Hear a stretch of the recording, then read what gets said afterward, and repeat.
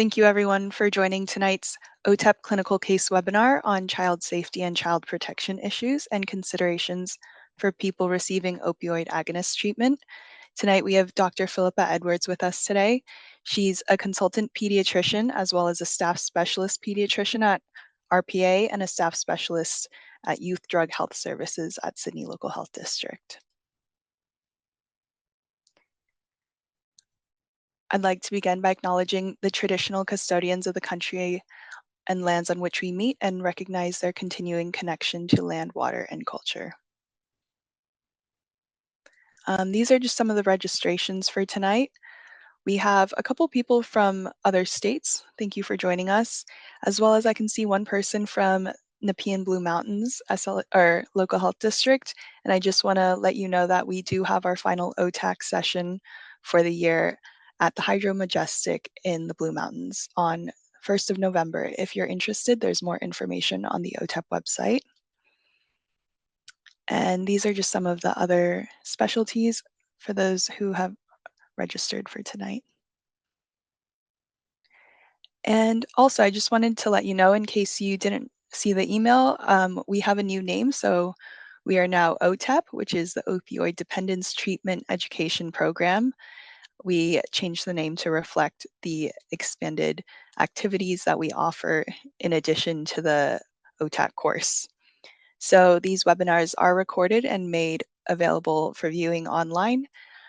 For those who attend live, we will email you a certificate which you can use for CPD points. And also, I just want to let you know there's the final round for the OTAC scholarships for this year. If you'd like to learn more, please visit the OTEP website. And this is open to unaccredited GPs and nurse practitioners in New South Wales. So just some quick housekeeping before I turn it over to Dr. Edwards. Please keep yourselves on mute. If you do have a question, please feel free to put it in the chat. We have Dr. Sharon Reed, who will also be monitoring the chat with us today, but I know that Dr. Edwards has some case studies with questions that she's welcoming people to put their answers in the chat for. And just please remember that these webinars are recorded, so please be polite, considerate, and do not reveal any identifying information if you do share. So now I'll turn it over to Dr. Edwards. Thank you. Thank you, Jessica, for the introduction, and thank you all for inviting me in. I'm really happy to be here and have a talk to you this evening about how we can consider child protection with OAT prescribing. I am just going to see if I can get my screen sharing up and running and get this presentation going so we can go through a couple of cases and just discuss a little bit about child protection considerations with opioid treatment plans. Full disclosure, so my background is that I am a pediatrician and I work in the youth drug health space, so I support adolescents who are using substances. I'm not an OAT prescriber, so if there's anything funny with the case studies in terms of the adult side of things, that's because this is not my bread and butter, so please feel free to educate me as well as we run through, and I really look forward to hearing your thoughts on our cases tonight. I'm quite happy for you to jump in with questions if you wanted to as we run through while we're on that slide, or you can save them up for the end or put them in the chat, which Sharon's going to be having a read through tonight as we go through. Thank you for running through a bit of a welcome to country. Given this is a child protection space, I would like to acknowledge that I'm currently on Wangal land tonight coming to you and acknowledge the traditional owners of where I am presenting from. From an Indigenous point of view, child protection is something historically we haven't always done the best by our First Nations people, and it's a space that we are pledging to do better in the future by our Aboriginal and Torres Strait Islander families. So I think it's really important just to acknowledge that in our child protection talk today. So a little bit about what I'm going to be talking about. So tonight I'd like to just talk about some risks to the infant or young children whose parents are undergoing opioid agonist therapies or OATs, understanding a little bit about the general principles of child protection, and also when we see children who we think may be at risk of child maltreatment, whether that's abuse or neglect, how we can best go about passing on our concerns. So our mandatory reporting, and also how we can provide additional support to some of these families. This is a slide from the RAC GP guidelines, and it just goes through a little bit about managing opioid dependence in pregnancy, including some of the initial investigations that our GP colleagues would be doing for mothers when they first come in the antenatal phase. From what I've heard and what I've read in the literature, this is often a time where young expectant mothers are wanting to potentially reduce opioid use or reduce their OAT or look at what's best for baby. And so being able to provide support from them from an antenatal point of view is really important. And from a pediatric point of view, our job doesn't really start when the babies are born. So a lot of things will be happening as the baby's inside in utero, growing and developing and absorbing all the nutrients antenatally. So the types of supports we can put in place is absolutely fundamental when managing these families.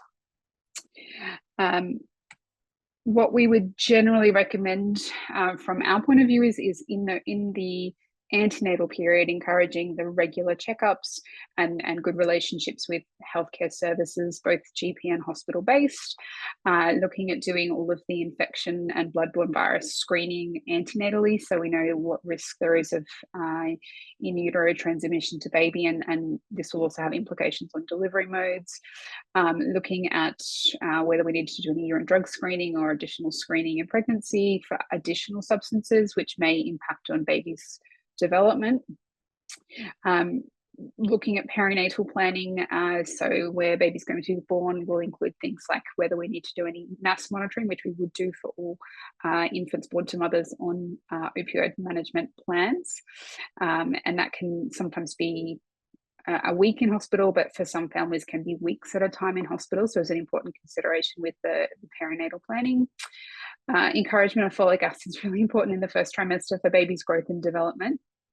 And just regular discussions throughout the pregnancy about substance use, particularly in regards to things like alcohol and nicotine and the effect that this can have on the growing fetus. We get asked a lot of questions about the bloodborne virus screening and perinatal infections. And although it's not the focus of the talk, there are some fantastic resources out there. The most common one that we use in hospital is the ACID, or the Australian Society for Infectious Diseases Management of Perinatal Infections. So if you've got mothers who are on OAT, who are coming to you antenatally, who are Hep B positive, Hep C positive, or HIV positive, it's a good starting place to know in terms of initial investigations and some of the maternal side of things that you can start to do whilst the mothers are waiting appointments with obstetric care and perinatal planning.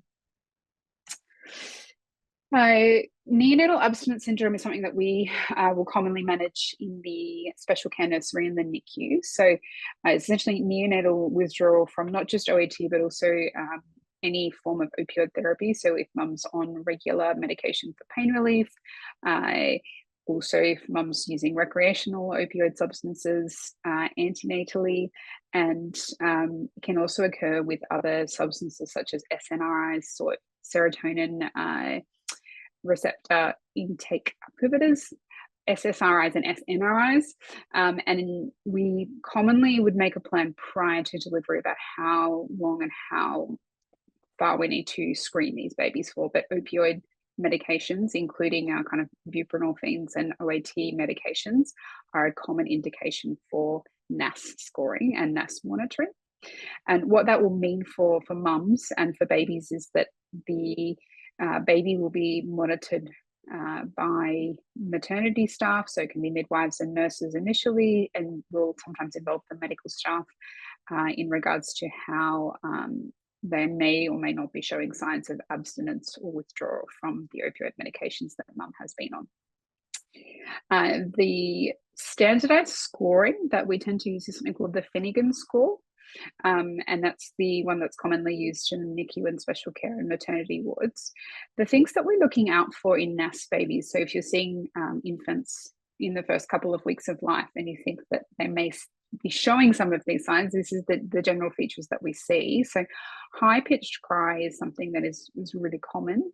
The babies tend to be very, very irritable babies and have this particular really shrieking, almost sounding cry. They tend to be very tremulous and very jittery and have increased muscle tone. So they're kind of very, very clenched, but very, very jittery. The excoriations, they can get very itchy and very uncomfortable. They can yawn and sneeze, which babies can do regularly, but the NAS babies tend to do this sort of more than 3 to 4 times in a short period of time. And then they can present with abnormal vital signs. So in particular, things like elevated respiratory rates, increased work of breathing, which is nasal flaring, or elevated temperatures. They are very, very keen to suck. So they'll essentially suck on a dummy or a finger or whatever there is quite consistently, and can be quite difficult to feed. So very slow to feed and take on very small amounts. They can also be very refluxy as well. And NAS scoring is very challenging even for medical professionals who do this frequently, because a lot of the signs on the list are things that we can really commonly see in babies. So reflux is something we see commonly. Babies who have a bit of a tremor and bulk feeding is not uncommon. So it's really the constellation of symptoms that we would look for in a baby who may be scoring from a NAS point of view.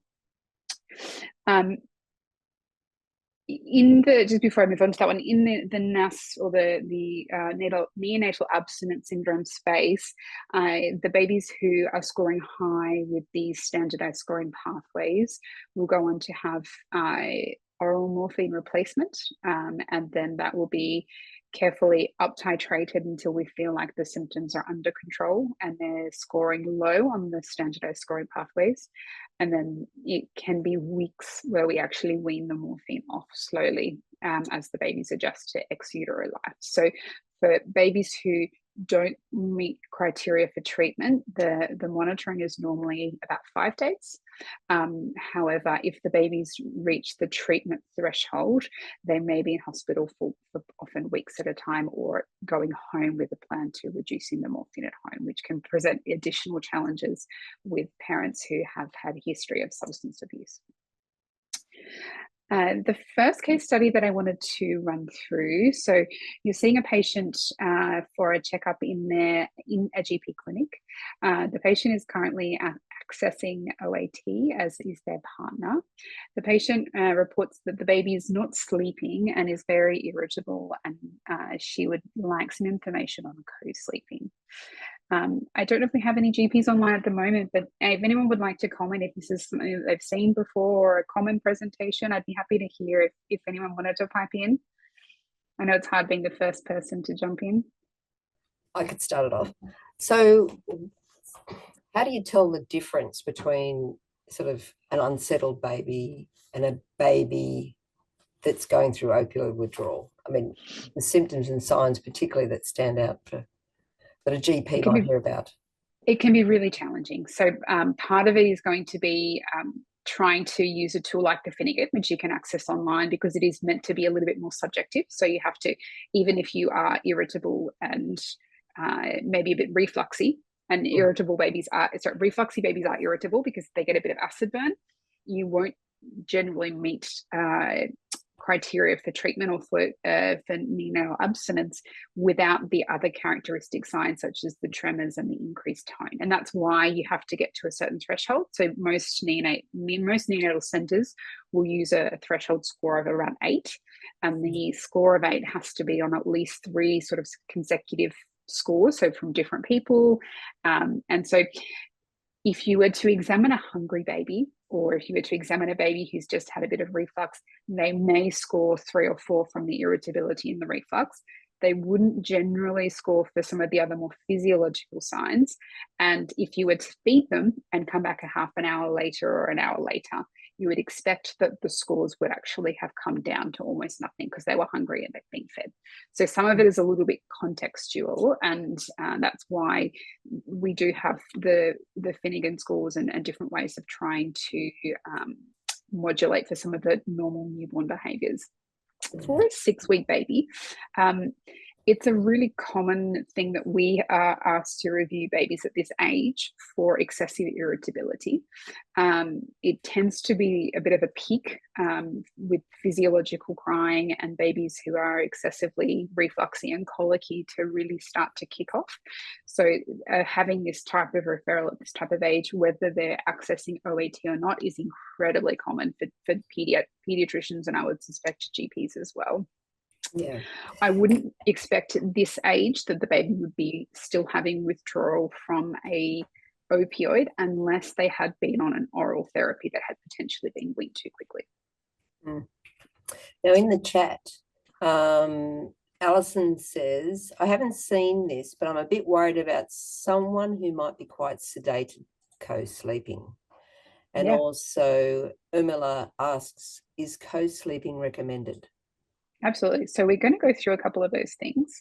Let me just see if I can get back there. So the things that I would want to know in this sort of situation would be a little bit more about what's been happening at home, what times of the day the baby has been irritable, what's the association with feeding and sleep and all of those sorts of things.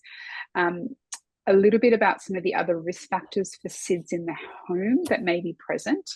And then we can go through a little bit about the advice to your patient. So the safe co-sleeping guidelines are always, this is red nose guidelines, and this is gold standard, is to always put the baby on the back and always back to sleep, nothing that could get in front of baby's face or head for sleeping to protect the airway. So essentially at this newborn phase, and it's 6 weeks still, if anything gets in front of baby's face, they don't have the ability to move it out of their way. So we try to avoid things like beanies or loose blankets. We don't try to wrap or swaddle babies, particularly when co-sleeping. We try and make sure if there is a co-sleeping environment that the mattress is very firm, because any sort of soft mattress runs the risk of someone rolling, so either baby rolling into mum's sleeping space or mum rolling into baby's sleeping space. We recommend trying to remove anything that could be a strangling risk, moving the bed away from the wall, making sure that the baby can't fall out of bed, and creating a clear space in the bed for the baby. So the fact that Red Nose, which is our kind of Australian guideline for safe sleeping, has put out a safe co-sleeping guide shows that people are co-sleeping, and we need to be cognizant of that, and we need to make sure that if they're doing that, that they feel safe coming to healthcare people and relaying that information, but that we can give them advice on how to try and do that safely. I would never be a physician to recommend co-sleeping, but if I had a mother in particular who was saying that she'd fallen asleep several times with the baby in a chair, it may be that they learn these strategies because it may be safer for them to adopt some of these strategies than to risk having mum and baby inadvertently co-sleep in an unsafe manner. So I know that's a bit of a tricky answer to the question of is co-sleeping safe. It's not our gold standard. We do still say that baby should be in their own sleeping environment, but if parents are going to do that regardless, these are some of the things that I go through with them about how they can do it as safely as possible. The risk factors for SIDS, just to go back one slide for a moment, they tend to be from a baby point of view, so prematurity or low birth weight, a big risk for SIDS, a smoke-filled environment or an environment where the parents or anyone else in the household is smoking, the parents both co-sleeping in the same bed with baby, which is a big risk, baby sleeping face down or in any other position that's not sort of back up, and parents who are using substances or who are taking medications that may affect their level of arousal. And that can include things like OAT and can include things like alcohol, which is probably one of the biggest substance risk factors for SIDS that we have seen. So when I have a family come to me and want to talk about co-sleeping, I tend to run through what's the current home situation, what can I see are the risk factors for SIDS, do I think this is a family that could be talked through some of the safe co-sleeping strategies, or what are the real red flags in the history either for baby or for the family or for the environment that would make co-sleeping a really unsafe idea. And I think for the chat, one of the biggest things that I would say is any sedation is a really, really big red flag and a big risk for SIDS, because the parent who's sleeping in the bed with the baby being at a more sedate level just increases the risk that they may roll and roll on top of baby or roll next to baby, and baby's face becomes obscured. And I have unfortunately seen that in hospital, which is meant to be a place where we can actually observe families and actually keep a close eye. But on the maternity ward, when a mother was given opioid medications post cesarean or post op, which is a common practice, and then she fell asleep and was very sleepy with the medication, and baby was suffocated. Thankfully the baby was okay, but those sorts of cases will stick with you and really highlight the risk of comorbid substance use and safe sleeping. With OAT, I know that a lot of patients who may be on long-term OAT may not have that sedation level from the opioids that they've been chronically prescribed. And a lot of what the history taking would be was, what other substances may they be using? Have they at times additional recreational substances in? Are they drinking any alcohol? Are they smoking? And that really would help to highlight how high a risk they are with a co-sleeping environment. I would tend to say any of those risks, I would encourage them to try and not and have a bassinet and have baby next to the bed, but certainly giving them all of the information. This is also from the Red Nose website, and it's when not to co-sleep. So overly tired, recently consumed alcohol, smoking, taking any drugs, a baby who's premature, or falling asleep is always unsafe. So that's just kind of the things I've already gone through in terms of the risk factors and red flags. And the Red Nose website is really good at going through, and for parents as well, going through how to set up a nice, safe sleeping environment. The gold standard, and what I would probably encourage families to do, particularly if there was opioid therapy or parents who are using opioids or co-using other substances, is to have the baby in their environment, always putting them on their back and keeping them uncovered. Smoke-free is really important, and I dare say there's a higher proportion of parents who are still smoking who would be in the population of patients that you are seeing. So I do know that there is a higher rate of nicotine ingestion in that subgroup, and smoking is a huge risk factor. And then breastfeeding is actually a protective factor. So if mum is breastfeeding, that can be a beneficial factor. The 6-week-old infant is a really, as I was saying earlier, is a really peak time for a baby to be incredibly irritable. This is not necessarily related to abstinence. It's more just a part of physiology, and it's there for patients and parents who are on OAT, and it's there for parents who are not on OAT. It's just a time where babies will cry. So on average, babies at 6 weeks of age will cry for 2 to 3 continuous hours a day. Or not continuous, sorry, if you add it up, accumulative hours per day. That's a lot of baby screaming time, and the high-pitched kind of scream you get at 6 weeks is piercing.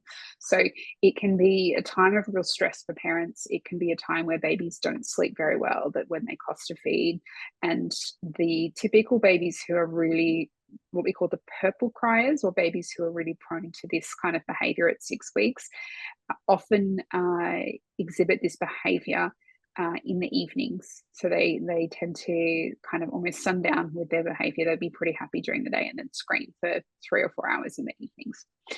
And the reason why I mention this in this particular forum is when you have parents who may be a little bit more vulnerable, who may be young, who maybe don't have as, have had trauma in their background, or have certain things in their lives that make them just that little bit more vulnerable, this can be an incredibly challenging time.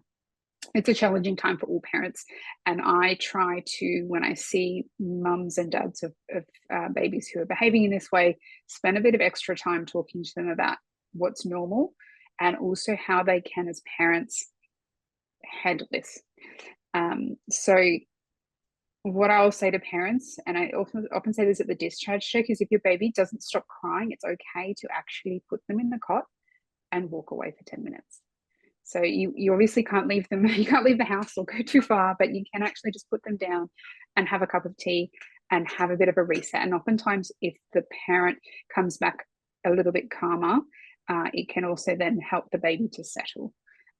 But what we're trying to do with these sorts of statements is allow the parents to know that there's a time when you feel so frustrated with not being able to settle your own baby and not being able to stop your baby crying. What would you do? What can you do?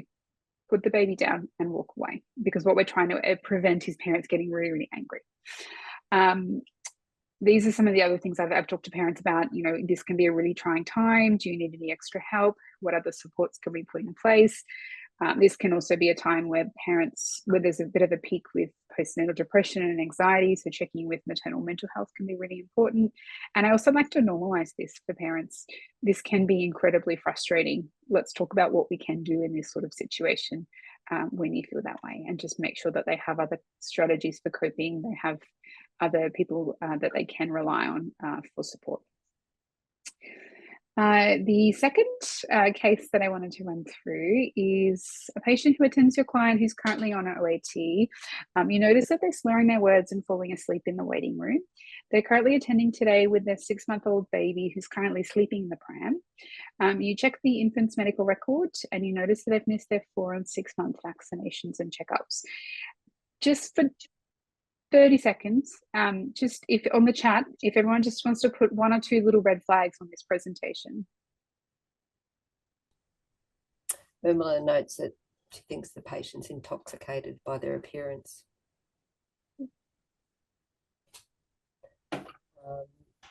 Marnie comments about missed vaccinations, potentially. Yep. And as someone who doesn't prescribe OAT, is it normal to have someone who seems affected by the medication? I think it does seem, it is concerning, isn't it, that this person is sitting there in the waiting room falling asleep. Now that could happen, but I guess sometimes a very deep sedated sleep is different to just a little nap. Yeah. And the slurring of words is of particular concern too, because that's indicates some level of intoxication. Yeah, and as you say, you usually have to take it into a little bit of context. Like, has the baby been up all night and then just they've got 5 minutes, they're going to close their eyes, or is it more of a deep sleep? I agree. The slurring of words is a little bit harder to explain away, unless they are just incredibly deliriously tired. Additional information that I'd sort of want in this situation is kind of who's living at home, who is helping caring for the baby. Is there a dual parent partnership? Is a single mother? Are there other grandparents or other people involved? Could there be a reason why the person might be appearing as they do today? So could there be additional substance use? Could there be concurrent alcohol or additional opioids or other substances that are pushing that patient into the appearance of slurring and falling asleep? And then again, are any reasons the baby may have missed the vaccinations? Babies get sick. We sometimes will postpone if they've had a fever. Have they been away? Have they attended elsewhere and they just haven't put it into the blue book? All of those sorts of things. So a bit of information gathering is often important to put these kinds of patients into context, because you may have a chat with the mother and actually find out, well, she's actually tried to come in 3 times for the vaccinations and baby's always been sick, or there may be reasons, but with the limited information we have, there are some red flags and we do need to find out some more information. What can we do in this situation? So I think trying to quantify what we think the risk to the baby is with that additional information. I do, from my adult colleagues who work in OAT, they did say that they would sometimes do something like a urine drug screen or further testing for the patient if that was part of their treatment plan, if they appeared intoxicated whilst awaiting a review. Collateral history is really, really helpful. So speaking to their pharmacist or other healthcare workers or other child family health nurses or other people who work in health who are engaging with this family about if they have any concerns, have they noticed anything, if there are people who are going out to the home and supporting the family, what's happening in the home environment. And then with all of that information, deciding about what our concern level is for the baby's safety and what appropriate method of escalation is required. So when you look at when we need to report on concerns to a child or an infant, this is New South Wales information, but we have fairly similar standards across states and territories, just slightly different legislation when it comes to child protection. So what we want to know is, are the child's basic needs being met? So is the baby being fed? Are they growing? Are they having access to appropriate food, in terms of breast milk or formula, and is this being made correctly? And those sorts of things are what we would call neglect. The second thing, particularly in a child who's missed their vaccinations, are their health needs being met? So are there any medical issues for the baby? Is there a reason why they haven't had access to vaccinations? Are there any other issues that we may need to escalate from a health needs perspective?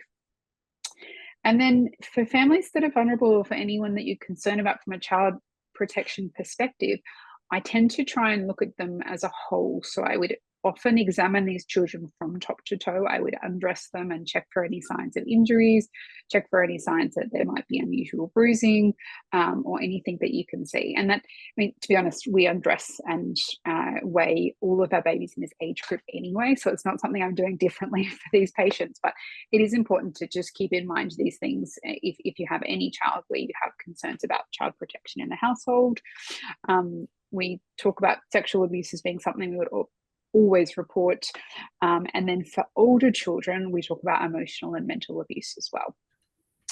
The last thing that we are mandatory reporters for is for children who are exposed to domestic violence. So if there is intimate partner violence in the household, that is still a reportable, a mandatory report for children who are in that house who are witness to that violence. So this is essentially directly from the Departments of Communities and Justice website, or DCJ website, and this is the mandatory reporting offences that they would like to be notified about. I'm just wondering about that case also, and you'll probably cover it later. Yeah.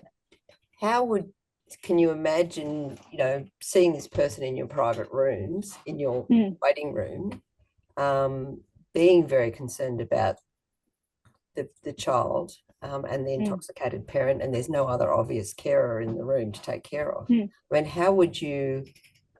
I mean, you're probably thinking, this child it's not safe for this child to leave here with that person. How would you approach that? What sort of thing? How would you So what I would do is I'd get all that additional history so you can quantify the risk. And if you do find that in this situation that, for example, it's a single mother, there's no one else in the house, the baby's weight is not tracking, so we're worried the baby's not getting fed, and you've spoken to mum and mum admits to concurrently using recreational opioids. So you've got a history of a mum who is sedated, who is not taking care of the child, and there are concerns that the child's basic needs, including being fed, are not being met. That you would have to escalate immediately. So you would actually have to talk to mum and say, look, I'm really worried that we're not getting care for your baby. That would be a discussion with the local paediatric centre, but it would be a baby that would probably need to go into hospital and have a review by the paediatric team and discussion with the Department and Community Justice team. If you had a mum in that situation who was reasonable and kind of agreed to that and go, yeah, I'm really worried about her too, I can't look after her, and it was kind of happy to go down that pathway, then you can continue to support her in that and involve all of your local teams as needed. Alternatively, if you get in that situation and you have a mother who says, you're not taking my baby from me, and gets up and walks out, which you can also have, then I would be making an urgent report to the Department of Communities and Justice about a child at urgent risk of harm. And that's kind of where I'm going with the next slide of how we would go about making our mandatory reports. So anytime that we thought that a child was at risk of harm or there was child protection concerns in the house, there are a couple of different tools that we can use in terms of our mandatory reporting. So the mandatory reporting guide is generally our starting point, and it's on the DCJ website. Essentially, it's a helpful clinical tool to help us delineate whether or not a child needs a child wellbeing unit report or a risk of significant harm report, or whether we just need to watch and observe the family. The child wellbeing unit report will run through, and the ROSH report will run through in a little bit more detail, but those are done in conjunction with any escalation of immediate management. So for that particular baby, if you thought they needed to go into hospital and have that urgent child protection assessment done, you'd be talking to the relevant people at DCJ and also your PEDS team. They're not one and the same things, because one of them is health, one of them is community. So quick question, I think there'll be a Zoom that pop up. So completion of the MRG or the mandatory reporter guide automatically results in completion of the RUSH or a child protection report. Cool. So most people said false, which is the correct answer. So the MRG doesn't actually collect any data on the family. You don't actually put the patient's details in. DCJ does not record anything, and it's not actually a report. It is essentially a decision-making tool that helps us to guide what further action is required. So when we go through the MRG, it is not a child protection report, and you also don't have to follow the advice that's given at the end of the MRG. So it's an AI tool. It will put all the information that you put in, and you say, look, I'm worried about a mum who is falling asleep and the baby's 6 months and there's no one in the house, and you put all that information in, and it will spit you out an answer. And the answer may be continue to observe and monitor the family and let us know if there's any further concerns. The answer may be call the child wellbeing unit, or the answer may be the child is at risk of significant harm, make a report. And if you get the answer that you don't actually think merits your response, you actually, I'm still really worried, even though the MRG has told me I can watch and wait, you can still call child wellbeing, or you can still make a report. It doesn't replace your clinical judgment, and if you're still worried, you should still escalate appropriately. The child wellbeing unit is a sort of a mid-ground. So it's a body that is able to listen to your concerns. The person who you will speak to on the phone will be able to look up if there's been any previous DCJ or child wellbeing unit reports from health or education, so it can give you collateral information, and they can help you actually decide where to go to with your information. So if you're not sure, it's a really good middle ground. You can call them up and say, I'm worried about this family. I'm not sure if they're at risk of harm. These are my worries. And they'll go, great, this is the extra collateral information from the family. I think actually you should make a report, or I don't think we need to make a report, but here are some extra supports we can put in place. And they'll just be really helpful with giving advice. And they will also, they will document all of your conversations. And if they think it's needed, they will escalate that report to ROSH, or risk of significant harm. The telephone support is staffed by child protection professionals, so you can get quite a good response to any kind of ongoing concerns about a family or children. Unfortunately, it's only available from 8:30 to 4:30, so it is only available within hours, so Monday to Friday, and it's not available on public holidays. But it is a good starting point if you don't think the child automatically meets ROSH or risk of significant harm, but you want to talk to someone who knows a bit more about child protection. I've spoken with them many times, and they are very helpful. You can, after hours, leave a message or do a CWE report, which is available via the DCJ website. The ROSH report, or risk of significant harm, is where we think that the child is at risk of having a significant harm come to them by staying in this household. So when their basic needs are clearly not being met, when you can see signs of injury and you're worried that those injuries are consistent with a non-accidental injury, when you have disclosures of sexual abuse, when there's a risk of serious psychological harm from either witnessing violence or what they're experiencing in the house. And so those cases automatically go to a report directly to DCJ, and that can be done via a phone call or via an e-report, but you have to do the MRG first. Just a little thing, because I've done lots and lots of DCJ reports in my time, and I've worked with the forensic unit up in Brisbane.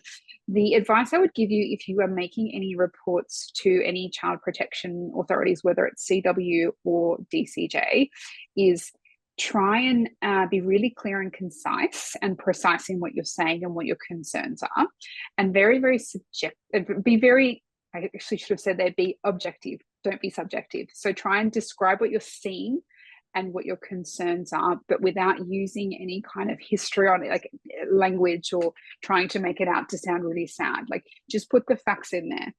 And the other thing I would say is that when you are when you're writing the reports in particular, try to avoid using medical terminology, because people who are reading the reports are not doctors and are not nurses or healthcare workers. So if you put the acronyms in, they won't understand them. And if you put too much medical knowledge, oftentimes that information is pushed to the side because it's not understood. So instead of saying, the child's got what we call type 1 diabetes and there's a risk of hypoglycemia, you actually have to spell it out and say, if this child does not attend medical appointments for this condition, they may lose their vision. They may be at risk of coma. And you need to actually state what the effects are if the basic needs are not met, or if they're missing their appointments, what could happen to the child. And that's the number that you can call 24/7 for a Roche report. However, you can access all that information or the e-reporting via the DCJ website. The last case I have is a 10-month-old baby who has come in with his dad. So dad is requesting a checkup of his son because he's concerned about exposure to drugs. So dad says that when he picked up the child from mum's house, there were needles and drug paraphernalia, and the baby was kind of crawling around amongst that. The parents are currently separated. Both are currently receiving OAT, and both have a previous history of IVDU. Just briefly, because I know we're running out of time, red flags. Yes, many. Does anyone want to jump in and kind of run through biggest concern? So it's important in this sort of situation to try and get a full history and examination, including, and I can't stress this enough about any vulnerable kids or child protection cases, the full top-to-toe examination and undressing the child. Checking all their growth parameters and their head circumference is really important, particularly if you're worried about head injuries, and discussing with your local pediatric teams or referrals to EDs when appropriate. Collateral history can be really helpful in this sort of situation. So talking to CWU, talking to social work or DCJ, but also any other NGOs or people who may have been to the household or been involved in supporting the family, and also just being aware of any court orders that may be in place. Unfortunately, we do sometimes have parents who will come in with information that is purely to try and weaponize or to influence the outcomes of a custody battle. And so it's important in these sorts of situations to try and get as much information as possible from as many parties as possible. And when you are recording all the information and forming your opinions, trying to be as objective as possible, because we are hearing kind of one side of the story here. These are the types of cases that I would advise you to reach out to your local teams, because these kids sometimes will come in for a scan or a child protection suspicion of child abuse and neglect protocol, which is where we do a big sort of child protection review on the patient. We will sometimes liaise with the statutory teams as well to try and get collateral history. And there is something called the CASA-CAL line, which is from the Sydney Children's Hospital Network, which is an advice line for forensic or for quite severe child protection cases. If you're working in the community and you're not too sure, I'd probably start with your local pediatric team first, and then escalate to CASA-CAL as needed. They're kind of really just the child protection units who are they've got the whole state. So they can be really, really great with their advice, but you might be able to get your local team involved first. What I want to see when I see any child, whether they're vulnerable or not, is a bit of a checklist about what every child should have access to. So the general checklist I have that is even more important when there's any kind of vulnerabilities in a household is, are they getting nutrition? Are they growing? Are they getting their general healthcare needs met, including vaccinations? Is there adequate supervision, or are you seeing this child come in with recurrent episodes of accessing medications or having falls whilst unsupervised? Is there any exposure to DV or concerns about physical or sexual assault in the home? For older children, is there any evidence of psychological abuse? And a really important one for me when I'm trying to stratify the risk in my head of children is, does this child have an adult or parent or carer or someone in their life who's acting in their best interests? And when they don't, for me, that's a big impetus to really up triage in my head what my concerns are from a child protection point of view, because children are vulnerable, particularly when they're in that pre-verbal age category. If they don't have someone who's looking out for them, we need to really escalate to see whether more needs to be done to try and have that child in a safe environment. The protective factors, and this is really important because we talk so much about the negatives, but the things that we want to see with these families is access to things like daycare and school. So depending on the age, daycare and school are fantastic about having extra eyes on the child. The daycare in particular, because daycare also, for most daycares in Sydney and around the state, will provide food. And so if you get the child into daycare, you know they're actually going to be exposed to good, nutritious food.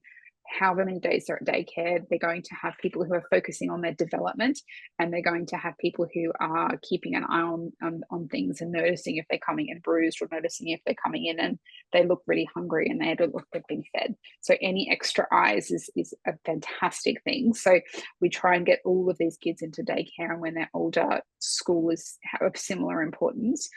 When you look at children who've been exposed to intergenerational violence and trauma, the single most protective factor for a positive outcome for the next generation is educational attainment. So if we can keep these kids in school, their trajectory is going to be better than the generation before them. So it's so important. And then external families, which can be both a positive and a minus. Engagement with healthcare services, and we try and really, really, really work hard to engage with these families, and engagement with community supports. A couple of take-home messages just in terms of child protection. When you report a family to DCJ, it does not mean that the child is going to be automatically removed from the family. So it just forms part of the picture. If there is enough concern, it's often after numerous reports are made, then it sometimes does generate a response. But it tends to be a stepwise response, unless, of course, there's a catastrophic event where the department will provide support for the family, or will provide extra supervision, or put another family member in the house to help supervise mum and dad. And so I don't want you to feel like every time you're making a report, you're actually trying to remove a child. It's oftentimes not what we're actually trying to achieve. Oftentimes DCJ is also trying to increase family supports and keep families together. And there's actually more you can do after a report's made. So I think a lot of healthcare professionals get really caught up in the mandatory reporting and are really good with the mandatory reporting. But after the mandatory reporting is done, is what do we do next? How do we actually, in our own way, whether we're their GP or their paediatrician or their social worker, what else can we do to actually help them from going further down that pathway, or actually try and turn things around? And how can we then mitigate that risk? What I would recommend for the child is to continue to monitor them as you can. So particularly things like growth and development are really key factors. So some red flags from my point of view for children who you're worried about from a child protection perspective. So any child that's failing to thrive, or you don't think is being fed or given adequate nutrition, or showing signs of blood tests of nutritional deficiencies, when the child's having delayed developmental milestones, particularly in the infant stages, when you think maybe they're not having the parents actually giving them that chance to develop those skills. So for babies who you think may not be having tummy time or the ability to learn to roll and sit and do all of those things. Missed appointments and vaccinations is a big one, but taken in the context of everything else that's happening. The plague carefully, which is the flattened head, can go in context of the delayed developmental milestones for the babies that are just kind of left in the cot or spending long periods of time either lying down or watching TV or just kind of in the bouncer all day.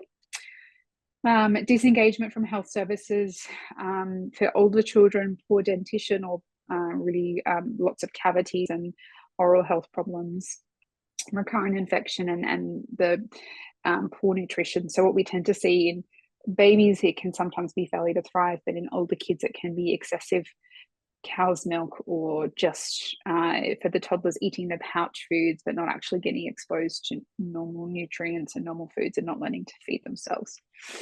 And then additional community supports which we can add in, which can be done via the statutory authorities such as CW or DCJ, but you can also add in independently are things like the child family health nurses, who are particularly great with the infants because they also will go out to the houses sometimes, which is amazing, and things like healthy homes and neighbourhoods. So if you're not sure what local services that your families can access, CWU is actually a really nice port of call, and I have called them before about concerns from a child protection point of view, and they're actually quite good at telling you what other things and areas and things that you can add in to try and support your families. I think that might be all from me.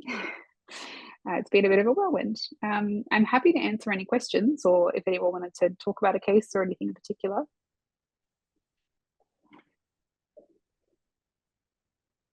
Oh, Sharon, you're on mute again. Unmute myself. Yeah, no, that's been really great because it's given me a bit of a reminder and about things to be looking out for, you know, during consultations or things you might gather on history, or if there's other, you know, a child's presenting to ED for some reason. It's just very helpful. And also thinking about how to approach the discussion with the parents and how to, you know, get some advice from different services so you know when to act, which is always a really hard thing to do. It is very challenging, and it's because you don't want to lose engagement with the family, particularly if you have a rapport and they're seeing you in a primary healthcare setting. You want them to feel like they can come back, and they feel like, well, if I come back, you're going to make a report, I'm going to lose my baby. There is that gut reaction, but I think if you say, look, I'm looking out for the well-being of your family and for the well-being of your baby, and I'm wanting to support you as a mother or support you as a father, you can sometimes word it in a way that families take on. And I've worked with the child protection department, and the worst thing is going to room and saying, oh, we're from the child protection team, because that never goes down well.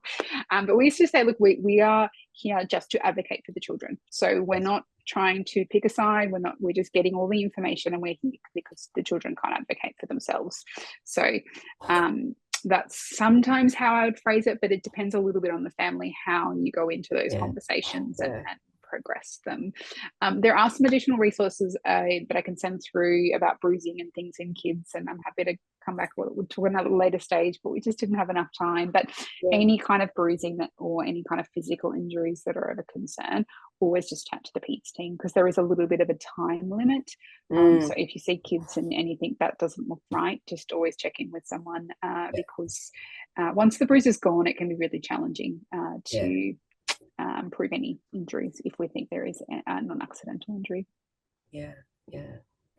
Oh, that's great. Well, thank you very much. That's been wonderful, very educational, and a little bit scary. You know, a bit scary about some of the situations that kids are in. It is, but at the same time, it doesn't happen too frequently, and even for some of those families with additional supports, you can sometimes see some changes. But the earlier we acknowledge that there may be a concern and kind of action it, the better the outcomes can be, whether it is sometimes removal or whether it is just trying to add that supervision in. Yeah, and like as early as possible intervention. Early is good. Yeah. Well, everyone's very grateful in the chat. Thank you very much for your time.